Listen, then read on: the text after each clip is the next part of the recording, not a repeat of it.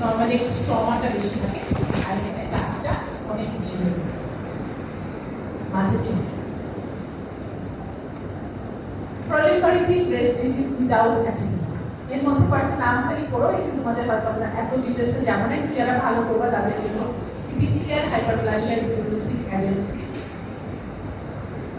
খেয়াল করো proliferative breast disease without anemia বলা হয়েছে, তো সেখানে epithelial hyperplasia হবে, sclerosis adenosis হবে, papilloma হবে, complex sclerosis lesion।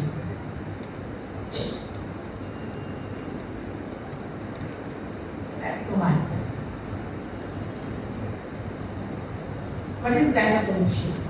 Gynecomastia is enlargement of the male breast. Button-like subregular enlargement হয়, unilateral or bilateral হয়। এখানে হলো imbalance কেন হয় একটু মনে রাখো, imbalance between estrogen and androgen, এটা খেয়াল রাখো। কিছু স্টেরয়েড থেরাপি আছে, তারপরে সিনোসিস যদি হয় বলতে মানে লিভারে যদি সিনোসিস হয় তাহলে কিন্তু গাইনোকোমেশিয়া হয়। তাহলে গাইনোকোমেশিয়া হলো এটার একটু স্পেলিংটা দেখে নিও, তাহলে হলো ম্যাস্টিয়া লিখা কিন্তু টিটা কিছু থাকে গাইনোকোমেশিয়া। তাহলে enlargement of male breast, enlargement of female breast সাধারণত ফাইব্রাডিনোমা হয়, আর মেল ব্রেস্টে বলে গাইনোকোমেশিয়া। এখন একটা কোশ্চেন আসে অনেক সময়, মেল ব্রেস্টে কি ক্যান্সার হতে পারে?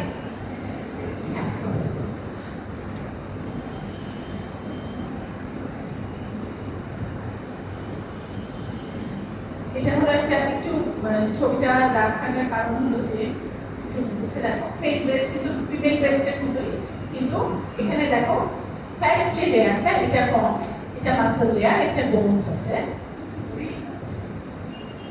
আর এখানে যখন গাইনোকোমেশিয়া হয় তাহলে দেখো এটা ফ্যাটি লেয়ারটা ইনক্রিজ করে যায়, মাসল লেয়ারটাও কম্পারেটিভলি ইনক্রিজ করে কিন্তু ফ্যাটি লেয়ারটা অনেক বেশি ইনক্রিজ করে।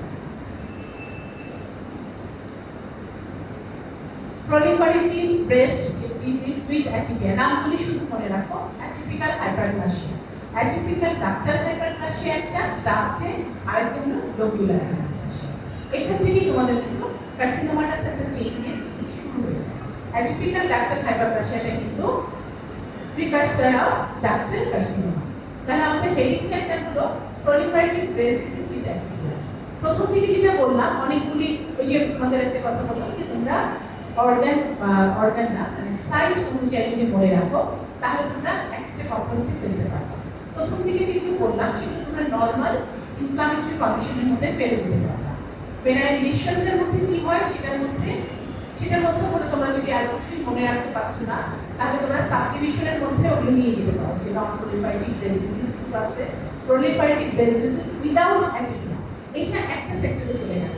ইনফ্লামেশনের মধ্যে যেমন ক্রনিক ম্যাস্টাইটিস গেল, সাবক্যাপুলার অ্যাবসেস গেল, লিম্ফোসাইটিক ম্যাস্টাইটিস, গ্রানুলোমাটাস ম্যাস্টাইটিস, এই কিছুটা একটা সাইডে চলে গেল। তাহলে এগুলো হলো ইনফ্লামেশন। বেনাইন এপিথেলিয়াল লিশন মনে নাই কিন্তু তোমরা যেমন কমপ্লেক্স অ্যাডেনোসিস, তারপর স্টেরোসিস অ্যাডেনোসিস, প্যাপিলোমা, এটা তোমরা বেনাইন এপিথেলিয়াল লিশন যদি মনে রাখতে তাহলে বেনাইনের মধ্যে ফেলো। একদম খুব স্ট্রিক্টলি এটা মনে রাখবে, এটা বেনাইন কন্ডিশন। স্ক্লেরোসিস অ্যাডেনোসিস এই জিনিসগুলো কিন্তু যতই প্রতির নাম হোক তোমরা ম্যালেরিয়া থেকে আনবা। তারপরে যখন proliferative breast lesion with atypia আসবে তখন তোমরা এটা ম্যালেরিয়া সাইডে চলে যাবে। আমি যদি অ্যাজ এ ব্রড স্পেকট্রামে দুটাকে নিয়ে যাই তাহলে উইদাউট অ্যাটিপিয়া আর ইনফ্লামেশন একটাকে নিয়ে গেলাম, আর proliferative breast lesion with atypia আর কার্সিনোমাকে একদিকে নিয়ে আসছি। তাহলে এখানে হলো atypical ductal hyperplasia, atypical lobular hyperplasia. একটা normal duct ductal hyperplasia, normal duct ductal hyperplasia, atypical hyperplasia. একটা ডাক্ট যখন ফুল হয়ে যায় কিন্তু কি হবে না সেটা আমরা বলছি সিআইএস। তাহলে আমাদের ডিসিআইএস এটা হচ্ছে duct cell carcinoma in situ, আর লাস্টে চলে যাচ্ছে ইনভেসিভ ডাক্টাল কার্সিনোমা। ইনভেসিভ কেন বলছি? তারা তাদের ডাক্টের ওয়াল ব্রিজ করছে, ব্রিজ অফ কন্টিনিউটি হচ্ছে। তাই না?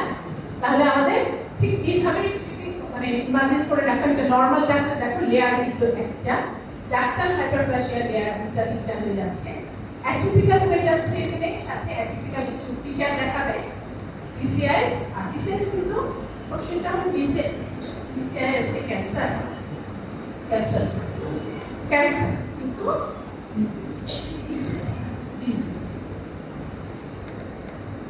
এটা আমাদের মাইক্রোস্কোপিক কিছু ছবি সেটা ডিসিআইএস পর্যায়ে আছে, কমিউনিও কার্সিনোমা বলে এটাকে, পার্সেন্টেজ হিসাবে দিয়ে দিয়েছে। মানে তোমরা যে এভাবে মনে রাখো যদি তাহলে তোমাদের সুবিধা হবে। পার্সেন্টেজ বলবো tumours of the breast, benign হলো stromal tumour, fibroid tumour, fibrous tumour, epithelial হলো ডার্ক স্ট্রমাল টিউমার মধ্যে ফাইব্রয়েড টিউমার সবচেয়ে কমন। এটা কি টিউমার আমরা বলি? ফাইব্রয়েড থেকে লেখা আসলে আমরা কি বলি? Mixed tumour. কেন বলি? কি আছে?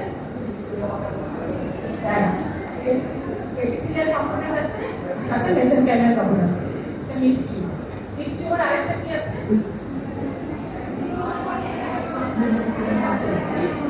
গ্লিওমারোপিয়া, cerebral গ্ল্যান্ডে গ্লিওমারোপিয়া।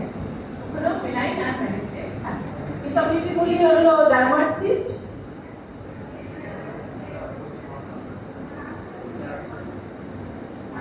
germ cell tumor, they are germ cell tumor. Mixed tumor এখানে আলাদা, এটা হলো divergent differentiation of parenchymal component। আর হলো যেটা germ cell tumor সেটা হলো tumor arising from two or more germ cell component। তাহলে স্ট্রমাল হলো ব্রেস্ট টিউমার, ইউজুয়ালি ইয়াং হয়, এবং এটার মধ্যে এটা হচ্ছে ছবি, উপরে হলো গ্রসের ছবি, এটা একটা ম্যামোগ্রাফির ছবি, এটা গ্রস, আর এটা হলো আমাদের মাইক্রোস্কোপিক ছবি। মাইক্রোস্কোপ আমরা এভাবে পাই। এখন তুমি যদি এটা লিখতে চাও তাহলে কিভাবে লিখবা? আচ্ছা, এটা সাইজটা হলো অনেক ছোট থেকে, যেমন ধরো 2 to 4 সেন্টিমিটার থেকে লার্জ হতে পারে, প্রায় 10 সেন্টিমিটার হতে পারে, অনেক বড় হতে পারে। কিন্তু যত বড় হবে ততটা এরা বেশি জায়গা অকুপাইড করে ফেলবে এবং হার্ড হয়ে যাবে, যেটা লিমিট করবে কার্সিনোমার মতো, বাট দে আর নট। আর কার্সাইটিস পাতা, এখানে ফাইব্রোব্লাস্টিক স্ট্রমা পাওয়া যাবে, ইন্ট্রালোবুলার স্ট্রমা। সবচেয়ে হয় সোজা করে কথাটা যেটা, যে proliferation of the ductal and stromal complex, proliferation of the ductal and stromal complex। মানে অনেকগুলি কথা আছে, যেমন এটা একটু বড়ই কথাটা, কিন্তু আমরা আসলে কি জানতে চাচ্ছি মূল জিনিসটা কি কি কম্পোনেন্ট আমার পাবে। যেহেতু এটা বায়োপেসিক মিক্সড টিউমার বলে, তাহলে এখানে ডাক্টার এবং স্ট্রমাল কম্পোনেন্ট, এপিথেলিয়াল এবং এপিথেলিয়াল কম্পোনেন্ট আসলে কি করে? ডাক্টার বলে, ডাক্ট বলে। এখানে গ্ল্যান্ডুলারও আছে, এটা ডাক্টার বলবো, ডাক্ট দিয়ে বেশি কম্পোজ, ডাক্ট proliferation হবে, সাথে স্ট্রমাল কম্পোনেন্ট। স্ট্রমাল কম্পোনেন্টের জন্য এটা একটা মেসেনকাইমাল নিউ দিবে, একটা ব্লুইশ, দেখো আগের ছবিটার মধ্যে ব্যাকগ্রাউন্ডে এক ধরনের একটু ব্লুইশ একটা শেড আছে।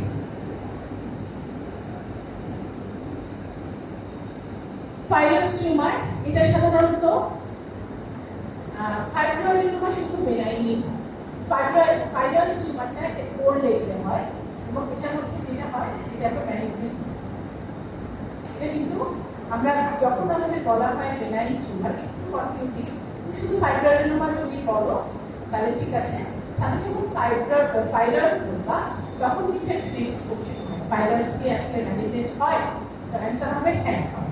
কিন্তু ফাইব্রয়েডিনোমা কি ম্যালিগন্যান্ট হয়? না, এখানে অ্যান্সার না। খুব ক্লিয়ার কাট কথা কিন্তু দেখো, ফাইব্রয়েডিনোমা ফাইব্রয়েডিনোমা মানে অ্যাবসলিউটলি বেনাইন, আর যেটা ফাইলার্স টিউমার সেটা আবার 3 রকম অনেক জায়গায় ক্লাসিফাই করা হয়েছে, বেনাইন, বর্ডারলাইন, ম্যালিগন্যান্ট। সাধারণত আমরা ম্যালিগন্যান্ট বলবো, যে ম্যালিগন্যান্ট হয়। কিভাবে এটাকে ডিফারেন্সিয়েট করা যায় একটু জেনে রাখো, বেশি ইম্পর্টেন্ট কিছু না আমাদের জন্য। Cellularity, mitosis, nuclear polymorphism, stromal overgrowth and ইনভেজিটেটিভ ফর্ম, কিছু কথা আছে। মানে মাইটোসিস এটা একটা তোমরা যদি ধরো আমরা কোনো কিছু জিজ্ঞাসা করলাম যে ম্যানেজমেন্ট তুমি কিভাবে বুঝছো, তোমাদের বলা হচ্ছে যে তুমি কিভাবে ম্যানেজ করো। তোমরা আসলে আমাদের যখন প্রতিটা অর্গানে আমাদের কিন্তু রিপোর্ট করতে হয়, আলাদা করে বলতে হয়। তোমাদের কিন্তু এটা লাগে না, তোমরা যেমন বলবা যে হাইপার সেলুলার বলতে পারো, আচ্ছা এটাও ভুলে গেলাম, দুইটা কথা তো বললাম, একটা হলো abnormal nuclear morphology, nuclear pleomorphism, abnormal mitosis. আমরা কিন্তু এইটা আশা করি, কারণ আমি যদি আবার একটু নিউ ক্লাসে ফিরে যাই, মানে আমাদের অ্যানাপ্লাস্টিক সেলের ক্রাইটেরিয়া কি ছিল?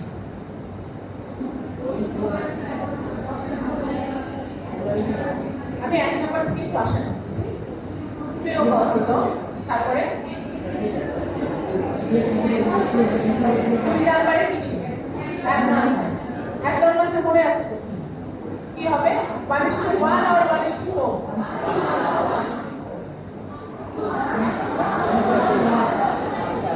আচ্ছা 1:1 তাহলে তার সাথে কি ছিল? লস অফ পোলারিটি ছিল, মাইটোসিস ছিল। তাহলে আমি যদি তোমাদের যেখান থেকে যে কার্সিনোমা থেকে যদি বলি যেখানে ম্যালিগনেন্সির ফিচার কি পাবা, একটু কথাটা সাজায় বলতে হবে। অ্যাডিনোকার্সিনোমা হলে বলতে হবে কি যে আমি এখানে anaplastic epithelial cell, glandular cell বলে ফেলবা, কারণ এটা হলো অ্যাডিনোকার্সিনোমা। আর যদি বলি যে স্কোয়ামাস সেল কার্সিনোমা, তাহলে তোমরা বলবা যে এটা arrangement of anaplastic squamous cell. Squamous সেলটা বলে দিলাম। এখন পরের কথাটা হলো যে মিনোকর হ্যামারেজিক ফর্স শীটস একটু যদি বলতে পারো ভালো। তারপরে সাথে বললাম যে হ্যাঁ সাথে হলো মাইটোসিস থাকবে, সাথে হলো লস অফ পোলারিটি থাকবে, abnormal cytoplasm and nuclear morphology থাকবে, প্লাস হলো পিওরমারফিজম থাকবে। কথাগুলি কিন্তু একদম এটা হলো মানে ইন জেনারেল। এখানে যেমন একটা কথা আছে স্টমাল ওভারলোড, ইনফিলট্রেটিভ বর্ডার। এই কথাগুলি কিন্তু মানে আমাদের জন্য স্টমাল বর্ডারটা কেমন হবে, রোডটা কেমন হবে, ওভার হচ্ছে নাকি নর্মাল হচ্ছে,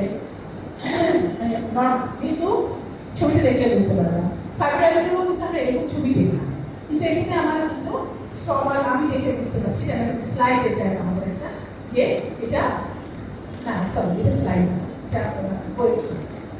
এটা হচ্ছে স্টমালটা ওভারগ্রোথ হয়ে গেছে, স্টমালটা বেশি গ্রোথ, কারণ ফাইলোস্টিমুলে স্টমাল ওভারগ্রোথ হয়। তখন আমরা একটু কোরিলেট করি, মহিলার বয়স হলো 45 বছর কিংবা 40 বছর, সো ফিচারটা ফাইব্রাইডেনোমার মতো কিন্তু স্টমাল ওভারগ্রোথ আছে। আর একটা কথা বললাম ইনফিলট্রেটিভ বর্ডার, জাস্ট আমাদের শেখানোর জন্য, এই যে একটা বর্ডার থাকে ক্যাপসুল কিংবা এখানে একটা বর্ডার থাকে, এখানে ইনফিলট্রেট করতে চায়, তাই বলবা যে তাহলে এটার সাথে কার্সিনোমার কন্টিনিউ। এটা হচ্ছে ক্যাপসুলটা, এটা হলো ইন্টার ক্যাপসুল যেটা সেটার মধ্যে। আর যদি কার্সিনোমা হয় তাহলে তোমার একদম লাস্ট সাইডে চলে যাবে, মানে আমাদের মার্জিন করে। তোমরা একটা রিপোর্ট যখন সার্জারিতে যাবা তখন রিপোর্ট দেখবো, আমরা একটা বিশাল রিপোর্ট দেখেছি মার্জিন, সার্জিক্যাল মার্জিন। আমরা যখন ফ্রোজেন সেকশন করি, ফ্রোজেন সেকশন ইম্পর্টেন্স একটা হলো টিউমার ডায়াগনোসিস, ধরো ব্রেস্ট প্লাম্প থেকে বাঁচালো, কনফার্ম এখানে টিউমার আছে কিনা। সাথে ফ্রোজেন সেকশন কেটে জানো না, ফ্রোজেন সেকশনটা হলো quick diagnosis within the intraoperative period. Surgeon আমাকে পাঠাবে, সাথে একটা কথা বলে মার্জিন ক্লিয়ারেন্স। মার্জিন সে আমাকে দুটো টাই করে দেয়, একটা সুপিরিয়র বর্ডারে একটা ল্যাটারাল বর্ডারে। তাহলে আমি টাইটা যখন দেখবো সুপিরিয়র বর্ডার কাটবো, ইন করে দেখবো যে তাহলে superior border clear, lateral border clear, তাহলে আর দুইটা কিন্তু টাই করে না। সেটা আমি বুঝে ফেলবো কেমন করে, উপরে যেতে সুপিরিয়র সো নিচটা হবে ইনফিরিয়র, ল্যাটারাল যেতে এই পাশে, মিডিয়ালটা হবে এই পাশে। আমি চারটা মার্জিন দিয়ে তারপর ওনারা আরেকটা দেয় ডাবল মার্জিন দিয়ে, ডাবল সুচার দিয়ে দেয় টিপ মার্জিন। সেই টিপ মার্জিনটা আমি করবো, দেখবো যে এখানে ক্লিয়ারেন্স আছে কিনা, মানে এখানে যদি থাকে তাহলে কি করতে হবে, এটা কি ইনফরমেশন দিবে। আমি যে এই রিপোর্টটা সার্জনকে পাঠাবো, যে কি ইনফরমেশন দিবে না, সে কি করবে, সে তখন ওয়াইড এক্সিশন করবে, সে আরো পাশ থেকে এক্সিশন করবে। এটা হলো ইম্পর্টেন্স। আমরা কি দেখি ইউজুয়ালি ম্যামোগ্রাফিক স্ক্রিনিং করি। ম্যামোগ্রাফি নিয়ে বেশি কথা বলতে চাচ্ছি না,